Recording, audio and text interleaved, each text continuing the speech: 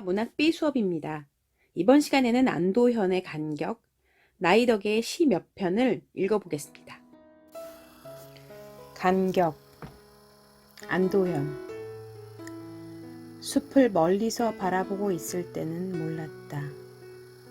나무와 나무가 모여 어깨와 어깨를 대고 숲을 이루는 줄 알았다.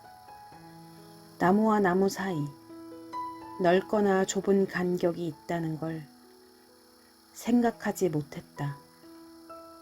벌어질 대로 최대한 벌어진, 한 대 붙으면 도저히 안 되는, 기어이 떨어져 서 있어야 하는 나무와 나무 사이, 그 간격과 간격이 모여 우르창창 숲을 이룬다는 것을 산불이 휩쓸고 지나간 숲에 들어가 보고서야 알았다. 시간의 배경을 한번 생각해 보죠. 굉장히 중요한 사건이 있었어요. 기억나요? 네, 바로 산불이 일어났대요. 산불이 있고 나서 나는 무언가를 알게 되죠. 그래서 산불이 있기 전과 후의 시간이 모두 나옵니다. 자, 그렇다면 공간적 배경은 어딜까요? 숲이죠. 그런데 처음엔 멀리 있어요. 먼 곳에서 바라보지만 숲 안으로 이후에 들어가게 됩니다. 화자는 누구인가요? 화자는 나죠. 화자가 만나는 대상은 따로 없고 나무와 숲을 바라보고 있어요. 화자는 무엇 하고 있나요? 화자는 생각하고 깨닫고 있습니다. 어떻게 시상을 전개했어요? 몰랐고 그 다음에 알았다 라고 시상을 전개하고 있습니다. 상당히 고백적으로 이야기를 풀고 있어요. 이 작품은 뭐뭐뭐다 라고 말한다면 이 작품은 뭐에 대한 깨달음을 쓴 시 같아요. 그런데 숲에 대한 깨달음일까? 저렇게 숲이 우르창창한 것은 간격이 있어서야. 숲 얘기를 하는 거로 끝난다면 시는 재미가 없을 거예요. 우리가 자연 환경에 대한 시도 아니고. 바로 숲을 빙자해서 사람들 얘기를 하는 거죠. 사람들 간의 관계에 대한 얘기죠. 우리가 좀 더 바람직한 관계를 가지려면 어떻게 해야 되느냐? 무엇이 필요하다? 간격이 필요하다. 간격이 있을 때 그 관계는 정말 좋아져서 커다란 숲을 이루는 것처럼 유의미한 관계가 되더라 라는 깨달음을 갖게 됩니다. 제가 쓴다면 이 작품은 사람의 관계에 대한 깨달음의 시다 라고 얘기할 거예요. 그 이유는 뭘까요? 처음엔 숲 얘기를 합니다. 숲이 울창하게 하려면 두 번째, 간격이 필요한 것을 깨달았다고 얘기합니다. 우리는 이로써 인간관계도 생각해보는 시간을 갖게 되는 거죠. 그래서 저는 이 시는 사람의 간격에 대해서 그 바람직한 관계를 깨달은 것에 대한 시다 라고 말을 할 것 같습니다. 화자는 몰랐다라고 말을 해요. 고백하는 거죠. 근데 어디 있었어요? 멀리 있을 때는 몰랐대요. 뭘 몰랐냐면요. 숲을 어떻게 이루는지를 몰랐대요. 그동안엔 이렇게 어깨를 딱딱 대고 빽빽하게 숲을 이루는 줄 알았다고 자기가 잘못 생각했던 과거에 대해서 얘기하고 있어요. 무얼 몰랐대요? 나무와 나무 사이에는 간격이 있었구나. 그러니까 굉장히 중요한 핵심어죠. 그렇죠? 그런데 이 간격은 일률적인 간격이 아니라 넓거나 좁은 그 틈마다 다른 모양을 갖고 있는 간격을 나는 생각하지 못했다라고 얘기합니다. 결국 이 이후의 이야기들은 내가 몰랐던 것들에 대해서 자세히 풀어주는 얘기예요. 이 시는 그래서 고백적이고 성찰적인 성격을 띠게 됩니다. 그죠? 이제 새롭게 깨달은 게 뭔가 볼까요? 그러니까 여기까지는 고백이고 이제 새롭게 안 거야. 그런데 여기 보면 이렇게 쉼표가 계속 있어요. 이거 계속 나는 연결해서 설명하겠다는 거예요. 이게 꾸미는 게 뭐예요? 바로 간격이죠. 그 간격. 벌어질 대로 최대한 벌어진 간격이어야 되고 한 대 붙으면 도저히 안 돼서 생긴 간격이고 기어이 떨어져야만 하는 당위성을 갖고 있는 간격이에요. 누구에게나 필요한 거죠. 나무와 나무 사이의 간격. 결국 숲이 아니라 나무가 아니라 인간들 얘기한다고 했으니 이것은 의인화를 쓰고 있는 것으로 나이덕 시인의 앞서 배운 시와 상당히 닮은 꼴입니다. 이것은 간격을 수식해주고 있다고 그랬죠. 이러한 간격들이 모여서 우를창창 숲을 이룬다는 것을 알게 됐대요.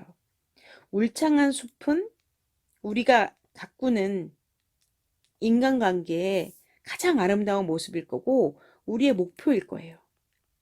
이 목표를 이루려면 어떻게 해야 돼요? 간격이 필요한 거였어요. 그걸 언제 알았대요? 이 마지막 되게 잘 썼죠. 산불이 휩쓸고 지나간 숲에 들어가 보고야 알았대요. 아까 이거랑 다르죠. 멀리서 알았는데 이번에는 들어가 보고 알았대요. 그래서 요거는 딱 반대예요. 공간의 이동 있었다고 했습니다. 그리고 이 산불은 뭘까요? 산불이 나면 나의 목표인 울창한 숲은 다 타버리잖아요. 그러니까 위기나 시련에 가깝겠죠. 그러한 고난이 있고 나서 나는 깨달음을 얻어요. 드디어 알게 되는 거죠. 내가 알게 된 깨달음은 뭐라고요? 우리에게는 간격이 필요하구나. 그렇다면 여기서 제일 중요한 건 간격의 의미일 텐데요. 간격이 뭘까요? 여러분 쉽게 생각하면 이런 말 하죠. 야, 선 좀 지켜. 이건 아니지. 그쵸? 인간이 인간으로서 지켜야 될 선일 수 있어요. 그래서 뭐 내가 좋아하는 사람이 있어. 근데 그 사람의 핸드폰 패턴을 막 다 알아야 돼. 그리고 뭐 이메일도 다 알아야 되고 페이스북도 다 들어가 보고 그럼 그건 구속이고 속박이잖아요.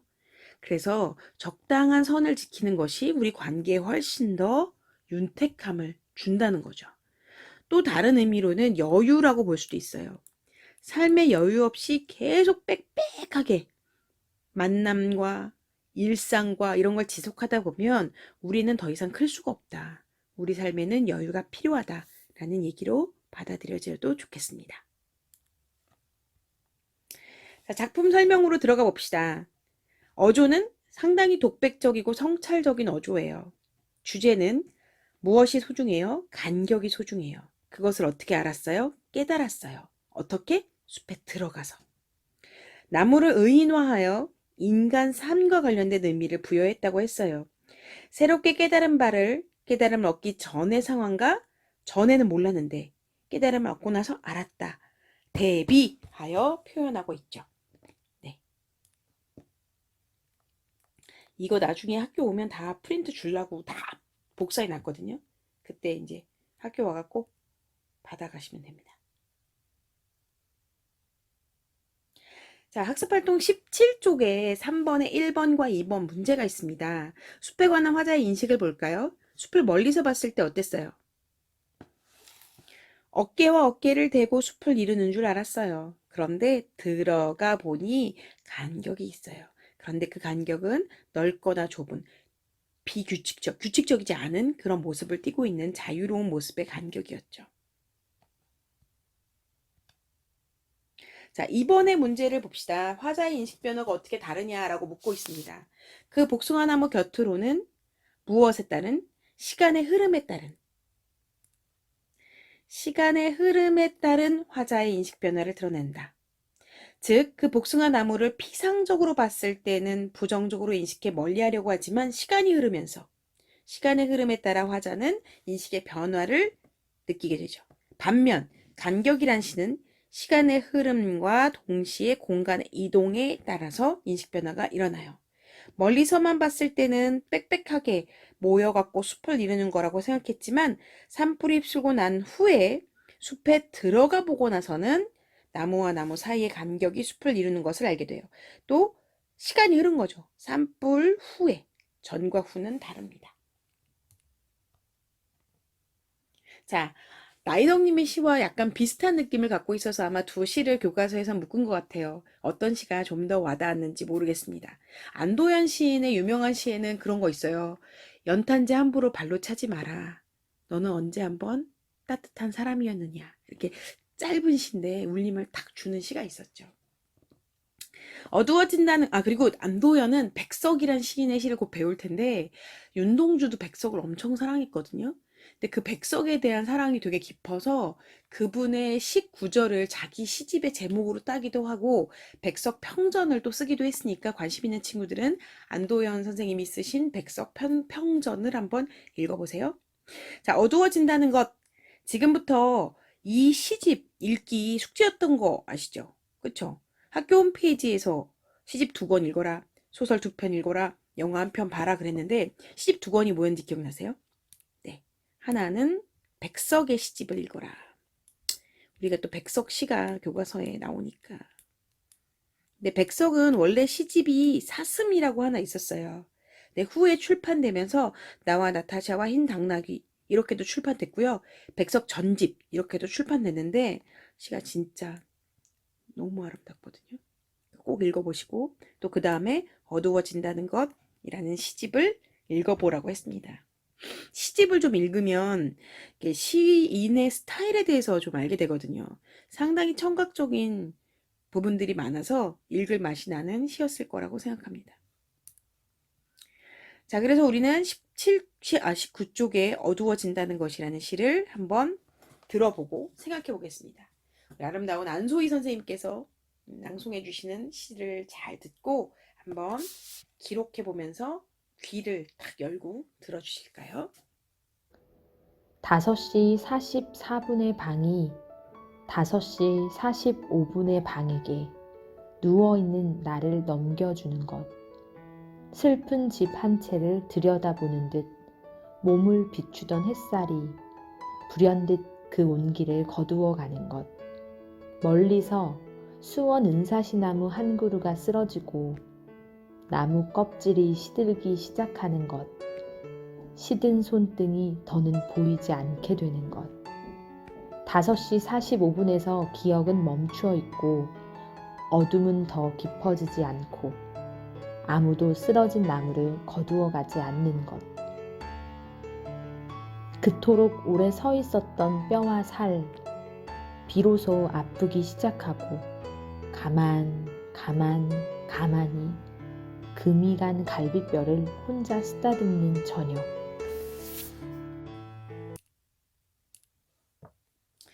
자, 시를 다 들었으면 한번 생각해 봅시다. 시간적 배경은 언제인가요? 이거 딱 시간이 나오죠. 5시 44분. 그리고 5시 45분으로 넘어가서 45분의 순간에 대해 얘기하고 있어요. 화자가 있는 공간은 어디예요? 아마도 그 집 잠깐 나오잖아요. 햇살이 이렇게 비추던 그 집 안에 있지 않을까라고 저는 생각했어요. 화자는 당연히 나죠. 화자는 뭐 하고 있어요? 그 5시 45분이 돼서 어두워지는 순간을, 어두워지는 찰나적인 순간을 잡아채서 생각하고 있어요. 그 순간에 대해서. 어떻게 시상을 표현했나요? 상당히 시각적으로 표현했죠. 청각적인 심상보다 이 시는 시각적인데 그 시각을 잃어버린 어둠에 대해서도 얘기하니 참으로 멋지다고 생각이 듭니다. 이 작품은 뭐뭐다? 뭐라고 하시겠습니까? 어둠에 대한 고찰이다. 저 같으면 그렇게 썼을 것 같아요. 어둠에 대한 고찰이다. 왜냐면요. 첫 번째는 44분에는 온기도 있었고 다 보였습니다. 그런데 45분이 되자 싹 불현듯 다 안 보여요. 그런 순간을 만났으면 좋은데 저 멀리 은사시나무가 쓰러져요. 그리고 나는 내가 되게 아팠다는 걸 뒤늦게 깨닫죠. 그리고 뭐 해요? 갈비뼈를 쓰다듬어요. 자, 그러면 시를 좀 더 깊이 있게 들어가 봅시다. 어두워진다는 것, 나희덕. 5시 44분의 방이 5시 45분의 방에게 누워있는 나를 넘겨주는 것. 슬픈 집 한 채를 들여다보듯 몸을 비추던 햇살이 불현듯 그 온기를 거두어 가는 것. 멀리서 수원 은사시나무 한 그루가 쓰러지고 나무 껍질이 시들기 시작하는 것. 시든 손등이 더는 보이지 않게 되는 것. 5시 45분에서 기억은 멈추어 있고 어둠은 더 깊어지지 않고 아무도 쓰러진 나무를 거두어 가지 않는 것. 그토록 오래 서 있었던 뼈와 살, 비로소 아프기 시작하고 가만히 금이 간 갈비뼈를 혼자 쓰다듬는 저녁. 어두워진다는 것. 5시 44분의 방이 5시 45분의 방에게 누워있는 나를 넘겨준대. 무슨 얘기하는 거야? 나는 방 안에 있네. 확실히 나오네요. 그죠? 나는 방에 있어요. 그런데 44분이 45분한테 나를 딱 넘겨줘서 뭔가 달라졌어. 변화가 생긴 순간을. 근데 나는 변화에 수동적으로 참여할 수밖에 없어요. 그죠? 내가 할 수 있는 일은 없어요. 빛이 사라지는데. 당연하죠. 슬픈 집 한 채를 들여다보듯 이거 꾸며주는 거죠. 그런 것 같던 햇살. 몸을 비추던 그 햇살. 나는 햇살을 느끼고 있었네요. 내 몸을 비춰주던 햇살은 불현듯 갑자기 온기를 거두어가는 것. 이것이 어둠입니다. 내가 체감한 어둠은 온기의 사라짐, 촉각적 심상으로 느꼈어요. 그리고 탁 나를 넘겨줬어. 그래서 내가 느끼는 어둠이 갑자기 찾아오는 것 같아요. 난 아무것도 할 수 없는 수동적 존재입니다. 멀리서, 자, 시각을 잃은 내가 멀리 수원 은사시나무 한 그루는 쓰러지는 것처럼 느껴져요. 자, 저 은사시나무가 반짝반짝 빛났었을 텐데 이 나무가 쓰러지고 나무 껍질이 시들기 시작하는 것이 바로 그 어둠이라고 생각합니다. 그 시든 손등은 더 이상 보이지가 않아요. 누구에게? 나에게. 이 시든 손등은 당연히 시들기 시작한 나무 껍질을 의인화한 거겠죠. 내가 생각하는 타자는 이렇게 쓰러지고 말아요. 이건 나의 상황과 좀 쓰러짐이라고 하고 싶었는데 나의 상황과는 완전히 반대되는 거예요. 완전히 얘는 쓰러졌으니까. 그런데 나는 어떻게 됐나 볼까요? 5시 45분에서 내 기억은 멈추고 어둠은 더 깊어지지도 않아. 그냥 딱 그 상태. 아무도 저 나무를 거두어 가지 않아요. 나무는 너무나 외롭고 그저 그 자리에 있을 수밖에 없는 상황이 됐네요. 나무는 그렇게 쓰러져 있는 상태예요. 근데 나는요. 이연으로 딱 나뉘면서 내 얘기를 합니다. 사실 요 얘기하고 싶어서 계속 쓴 것 같아요. 그토록 오래 서 있었던 뼈와 살을 내가 자각합니다.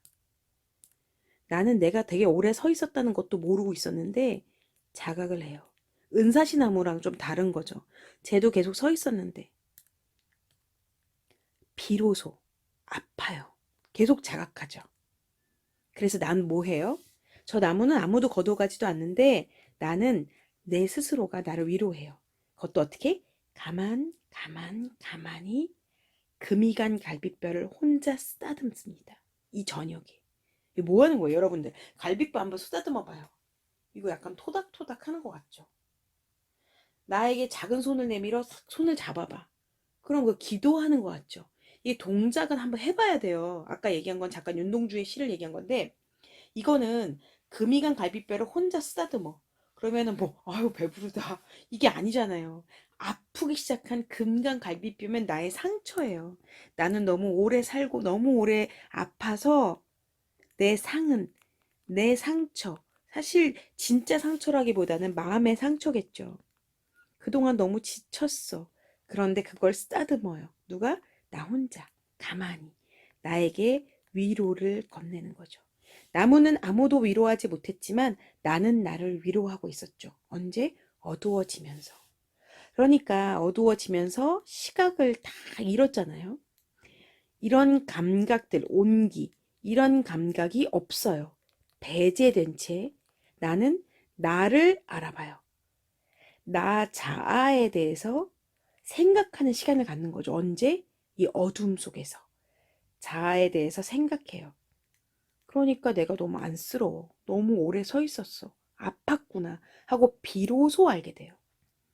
그래서 나는 행동을 뭐를 해요? 나의 아픔을 자각하고 나의 상처를 인정하고 그 다음에 스스로 위로를 건네는 거죠. 그럼 난 살아갈 수 있을 것 같아요. 그렇죠? 시가 되게 아름답지 않습니까? 어두워지는 찰나적 순간에 내가 모든 감각을 잃고 나 자신에게 침잠해서 나를 생각하고 위로하는 시. 네, 나이덕 시인의 시 한 편을 읽어보았습니다. 상당히 회화적인 시입니다. 그림을 그리는 것 같은 회화적인 느낌이 드러나는 시고 고백적이죠. 그쵸? 그런 시간이다라고. 주제는 일몰 무렵에 나라는 존재, 이 존재의 모든 감각적인 느낌은 다 배제하고 내면을 바라보다가 스스로를 위로하는 시간에 대한 얘기예요. 어두워진다는 그 시간에 대해서. 특징을 들어가 볼까요? 뭐뭐 하는 것, 뭐뭐 하는 것 이런 말들이 자꾸 등장해요. 자꾸 등장하는 걸 시에서는 반복법이라고 하죠. 이것을 통해서 의미가 강조됐고 통일성도 시는 갖게 됩니다. 자, 몇 년에서 단어의 반복을 통해 시가 좀 속도가 조절된다. 이거 무슨 얘기냐면 이언을 좀 보면 뭔가 시가 천천히 갑자기. 왜냐하면 그 가만히 이렇게 읽어야지 가만히 이렇게 읽진 않거든요. 그래서 이언에서는 단어의 반복을 통해서 속도감까지도 서서히 흐르는 느낌으로 정리되고 있습니다. 자, 그리고 뭘 활용해서 어둠에 대한 감각을 좀 느끼게 했냐 이런 얘기입니다. 오감 중에서 뭐를 딱 활용했어요? 어두워지는 것이에서의 시각적 심상이죠. 시각적 심상을 100분 활용했어요. 이 심상을 활용해서 은사시나무가 어두워지고 있습니다. 자, 여러 시인들이 뭐라고 했는지 한번 볼까요? 은사시라는 단어에는 묘한 색감, 미감, 그리고 뒤따르는 은빛 울림 같은 게 있다. 수원 은사시나무, 요게 진짜 나무 이름이에요. 시인이 수원의 고등학교 교사 시절에 그 삶이 녹아든 단어다. 저무는 시각의 묘사와 함께 어둠 속에서 일깨워지는 사물의 실체, 그리고 내가 평소에는 보지 못했던 내 이면의 세밀한 구조, 이게 너무나 돋보인다. 단 1분 차이로 온기를 싹 거두어가는 것들에 대한 관찰, 이런 것들이 너무나 멋지다. 이것은 정수자라는 시인이 이렇게 평을 쓴 것을 갖고 와봤어요. 그 다음 유성호라는 분은 지금 한양대 국문과 교수님으로 계시는데요. 평론가시기도 하세요. 그리고 나이덕 시인과는 연세대학교 동문이었다고 해요. 그래서 이제 희덕의 시, 친구니까 이렇게 쓰신 것 같아요. 저녁의 시다. 새벽녘이나 한밤중보다는 해질녘 어스름의 때가 그의 시를 둘러싸고 있는 더없이 확실한 배경이다. 희덕에게는 바로 그 일몰 무렵이 자신 안에 숨죽이고 있던 기억들, 이것이 생동감을 얻는 시간이었고, 이게 되게 중요한 말이죠. 모든 존재가 정말 자기 자리로 돌아가는 모습을 목도 바라볼 수 있는 시간이었다. 시 어두워진다는 것은 그 일몰 무렵이 사물들이 자기들의 감각적 현존마저 버린 채, 그 사실마저 버린 채 제자리로 돌아가는 때임을 말하고 있다. 나 역시 마찬가지로. 어두워지기 전의 시간이며 45분간은 대비되는 밝은 시간이었어요. 존재를 어떻게 느껴요? 감각적으로 느끼던 시간입니다. 뭐 시각도 살아있었고 따뜻한 온기도 살아있었어요. 그런데 어두워진다는 것은 어떤 거예요? 온기는 거두어가고 감각은 다 사라져요. 그래서 뭐를 바라봐요? 내면을 바라보는 위로의 시간을 갖는 시간입니다. 5시 44분까지는 민감하게 느끼지 못했던 무엇을 알게 된, 이게 딱 내면의 고통이잖아요. 사실 상처가 아니라 내면의 고통이라는 거죠. 선생님 진짜 금가 쓸지도 모르잖아요. 야, 그럼 병원에 가지. 가만히 만지다가 아는 건 아니잖아. 그치? 그래서 내 속이 이렇게 다 참 아프다. 그런 얘기 하는 것 같습니다. 불 켜진 창과 이따금 봄이 찾아와로 수업은 끝낼게요. 두 편만 더 읽어볼까요? 자, 불 켜진 창 한번 들어보시죠. 불빛을 훔치려는 사람처럼 문이 아닌 창 쪽으로 가서 집안을 들여다본다. 남편과 큰아이는 장기를 두고 있고 접시에 남은 과일은 아직 물기 마르지 않았고 주전자에서는 김이 오르고 있다. 작은 아이는 자는가. 나는 한 마리 나방인 듯이 창문에 부대껴 서서 생각한다. 그 익숙한 살림살이들의 낯설매 대하여. 부르면 들릴 만큼 가까운 거리의 아득함에 대하여. 내가 없는 세상의 온기 또는 평화에 대하여. 큰아이가 자꾸 시계를 올려다본다. 그러나 한 마리 나방인 듯이 오늘은 창밖 어둠 속에 나는 숨어서 오래오래 들여다본다. 불 켜진 버스처럼 금방이라도 떠날 것 같은 그 창문을. 자, 육하 원칙으로 읽기는 여러분들 스스로가 한번 해보시면 시가 감각적으로 다가올 겁니다. 불빛을 훔치려는 사람처럼 문이 아닌 창 쪽에 가서 집안을 들여다봅니다. 불빛을 훔치려고 한다면 이 사람은 불빛의 매혹을 느끼는 사람이죠. 그런데 창 쪽에 가서 집안을 들여다보는 건 마치 도둑처럼 당당하지가 못하네요. 그런데 그 집안에 남편이 있어요. 그러니까 이 사람은 이 집의 어머니, 그쵸? 아이의 어머니, 부인, 주인이네요, 집주인. 그런데 남편과 큰애는 장기를 두고 있고 접시에 남은 과일은 물기가 아직도 있어요. 물기가 있다는 거는 과일은요, 시간이 지나면 다 뻣뻣하게 이렇게 탈수되면 딸기 같은 거 물기 빠지면은 말라 꾸드러지거든요. 근데 이 여자가 과일 깎아놓고 나온 지 얼마 안 됐네. 주전자에는 김이 오르고 있어요. 그러니까 주전자 물 끓이다가 나왔네요. 작은 아이는 자는가? 애 재우고 자고 있어. 그러고 이제 불 끄고 나왔나 보다. 확실치는 않지만 애는 자는 것 같고 애는 둘이고 그쵸? 나는 하고 딱 나왔네요. 한 마리 나방인 듯이 다 이제 직유법 쓰고 있는데 창문에 부대껴 서서 생각합니다. 내가 왜 집안을 들여다보고 있는지 힌트가 나올 것 같아요. 그 익숙한 살림살이들의 낯설매 대하여. 왜 이렇게 낯설지? 부르면 들릴 만큼 가까운 거리의 아득함에 대하여.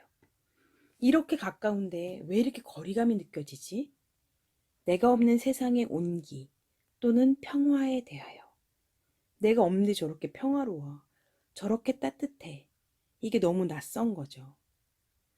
이거는 여러분들도 많이 느꼈을 것 같아요. 뭐 집에서 가족들이 하하호호 하고 있는데 내가 그게 이렇게 쳐다보게 됐는데 너무 낯설어. 이거 뭐지? 이런 거. 소외감하고 또 좀 다른 것 같아요. 갑자기 익숙한 것들이 낯설게 느껴지는 순간이 있거든요. 큰애가 자꾸 시계를 올려다본다.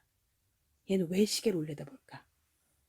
근데 뭐라 그래? 그러나, 시에서 그러나 나오면 탁 반대 상황이죠. 얘가 올려다보는 이유가 나랑 상관이 있네. 엄마 나갔는데 왜 안 와? 이러고 올려다본 거니까 그러나 이렇게 나오는 거죠. 걔가 올려다보면 내 들어가야 되는데 그러나 나는 한 마리 나방인 듯이 오늘은 이런 조사도 잘 보세요. 오늘만큼은 창밖 어둠 속에서 나는 숨어서 오래오래 들여다본다. 왜 이렇게 오래 들여다봐요? 너무 낯서니까. 이 익숙함이 이상하니까. 불 켜진 버스처럼 금방이라도 떠날 것 같은 그 창문을 이라고 이제 여운을 남기면서 끝냈는데 이 시는 막 분석한다기보다는 낯선 것이 이제 익숙한 것이 갑자기 낯설게 느껴졌던 어떤 순간에 대해서 그 공허함에 대해서 정말 그림 그리듯이 영화 보듯이 잘 그려낸 시라고 생각이 들어서 가져와 봤습니다. 주제는 익숙한 것들이 낯설게 여겨지는 순간에 대한 거예요. 그러니까 아까도 순간에 대한 시였죠. 이것도 어떤 순간에 대한 시입니다. 특징은 가까운 사람이죠. 정말 가족이잖아요. 그리고 내 익숙한 우리 집이잖아요. 이것들이 낯설게 느껴졌던 감정을 제시하는 아주 독특한 시입니다. 그리고 어두운 밖과 밝은 창 안을 대비시켜요. 시각 굉장히 두드러지죠. 시각적 심상을 통해서 대비를 시키고 그 대비가 시적인 긴장감도 고조시키고 있습니다. 마지막 시입니다. 잘 따라오셨어요? 졸고 있지 않았어? 이따금 봄이 찾아와. 제가 이 시집에서 제일 좋아하는 시인데 한번 갖고 와봤어요. 내 말이 내게로 흐르지 못한 지 오래되었다. 말은 입에서 나오는 순간 공중에서 얼어붙는다. 허공에 닿자 굳어버리는 거미줄처럼. 침묵의 소문만이 무성할 뿐 말의 얼음 조각들이 여기저기 흩어져 있다. 이따금 봄이 찾아와 새로 햇빛을 받은 말들이, 따뜻한 물속에서 녹기 시작한 말들이 들려오기 시작한다. 아지랑이처럼. 물 오른 말이 다른 말을 부르고 있다. 부디 이 소란스러움을 용서하시라. 너한테 흘러가야 되는데. 그치? 우리는 왜 이렇게 흐르지 못할까? 단절입니다. 오랫동안 너와 대화가 되질 않았어. 근데 나 그거 별로 내가 바라는 상황은 아니야, 그치? 그러니까 이렇게 생각하고 있겠죠? 단절이라고 쓴 거예요. 말은, 흐르지 못한 그 말은 입에서 나오는 순간 공중에서 얼어붙어. 완벽한 단절이죠. 허공에 닿자 굳어버리는 거미줄처럼 도치법 쓰고 있죠. 그쵸? 그리고 거미줄처럼 내 말이 굳어버렸다. 직유도 사용하고 있어요. 비유법을 잘 쓰고 있는 시입니다. 그렇게, 그러니까 시각적으로 보여주고 싶었던 거예요. 어떻게 흐르지 않았어? 딱 얼어붙은 것처럼, 딱 거미줄처럼. 시각적 심상을 되게 잘 쓰고 있어요. 침묵의 소문만이 무성할 뿐. 침묵이 무슨 소문을 가져요. 이런 걸 뭐라고 합니까? 우리 역설법이라고 알아요. 역설법. 앞뒤로 말이 안 돼. 완전히 말이 안 돼. 불가능해. 소리 없는 아우성처럼. 그런데 거기 무슨 진실이 있을 때 우린 역설이라 그래요. 반어랑 많이 차이 내서 얘기하죠. 반어는 말은 돼. 그 말은 되는데 딱 상황과 반대야. 어떤 애가 엄청 졸아. 지금 저기 어떤 학생처럼. 근데 선생님이 진짜 이쁘다 이렇게 말을 해요. 진짜 예쁘다라는 말은 하나도 모순이 없는데 그 상황과 안 맞죠. 반대되는 거죠. 이런 게 반어고요. 역설은 말 자체가 안 돼요. 침묵은 소문을 만들 수가 없죠. 무성하게. 그런데 이건 무슨 얘기예요? 말은 없는데 뭔가 느낌으로 어? 뭔가 이게 우리가 안 맞아. 이런 느낌들을 분위기로 아우라로 확 느끼고 있는 그러한 무성함입니다. 그렇듯이 말의 얼음 조각들이 아까 얼어버렸던 게 다 깨졌네. 파편화돼서 여기저기 흩어져 있어요. 단절은 점점 심화되고 있습니다. 어떻게 얘네들? 그런데요. 이따금 봄이 찾아와요. 그럼 어떤 일이 일어나나요? 새로 햇빛을 받은 말들. 너무 그죠? 햇빛을 받아서 따스한 물속에 녹기 시작한 말이에요. 아까 얼음 조각 다 녹아요. 그래서 들려오기 시작한다. 아지랑이처럼. 물 위에 아지랑이 피어오르는 거 본 적 있어요? 이렇게 피어오르는 것처럼 물이 막 녹아요. 그러면 물 오른 말이 다른 말을 부르게 되죠. 파편화돼서 끊어졌던 것들이 연결돼요. 이러면 어떻게 돼요? 나로부터 시작된 조각난 말들이 너에게 어떻게 갈 수 있어요? 흘러갈 수 있겠죠. 물 오른 말을 저는 그렇게 생각했거든요. 왜 얼음 같은 거 이렇게 꺼내면 표면에 이렇게 물기 이렇게 오르는 것처럼 얼어붙었던 것들이 이제 물기로 이렇게 촥촥촥 윤기 나게 해서 다 녹아가는 과정이다. 이렇게 생각했었고 두 번째는 야 물이 올랐네 물이 올랐어 이거죠. 뭔가 이렇게 완성되었던 충만해지는 어떤 순간에 대해서 얘기하는 걸 수도 있는 중의적인 표현을 쓰고 있는 것 같습니다. 다른 말을 부르고 있다. 부디 이 소란스러움을 용서하시라. 마지막에 한 방 먹이면서 멋지게 끝났는데 이렇게 녹았던 너와 나, 그래서 소통할 수 있는 너와 나는 다시는 안 헤어질까요? 아니요, 이들은 또 싸울 거예요. 이렇게 흐르는 말들은 또다시 얼어버리는 순간들이 올 겁니다. 그러면 그때마다 이따금씩 봄은 찾아오겠죠. 그럼 또다시 흘러갈 거고, 또 단절됐다가 또다시 흘러가고, 또다시 흘러가고. 이렇게 소란스러운 관계에 대해서 부디 용서해 달라라고 우리들에게 말하고 있습니다. 인간의 삶이라는 것은 한순간에 사이가 좋았다가도 나빠질 수도 있고 다시 무르르듯 또 충만해질 수도 있어요. 그러한 소란스러움, 얼마나 아름다운 소란스러움입니까? 그 소란스러움을 즐기며 사는 우리가 되기를 바랍니다. 자, 이렇게 해서 저와의 수업은 오늘로 온라인 수업은 1차로 이렇게 마감이 됐고 다음 시간엔 다른 선생님과 조금 배우다가 온라인 수업이 이제 좀 정리되고 얼굴로 만나는 시간을 갖게 되길 바랍니다. 자, 그러면 수고 많으셨습니다.